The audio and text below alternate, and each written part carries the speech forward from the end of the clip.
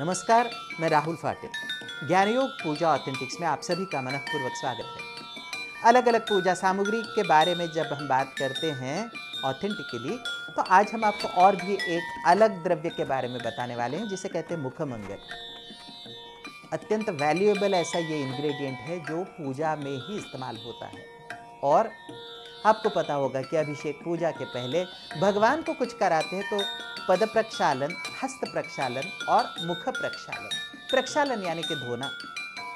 तो देखिए, भगवान को जब हम आमंत्रित करते हैं तो धूप में, अड़चन में, किसी भी तरह की अवस्था में भगवान दौड़ते हुए हमारे लिए आ जाते हैं। तो सबसे पहले तो उनके पांव धोने के लिए जल अर्पण करने की प्रथा है।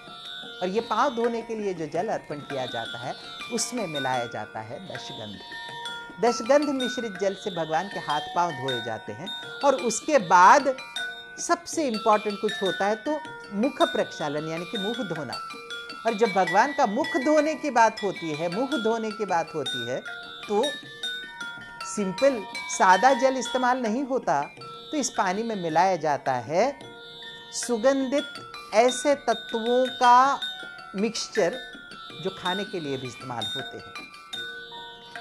यथापि यह केवल देवों के लिए इस्तेमाल होता है, लेकिन मुखमंगल बनता है अलग अलग प्रकार के सुगंधी वनस्पतियों से, जिसमें लौंग, इलायची, केसर और कई सारे वैल्यूएबल सुगंधी तत्व होते हैं।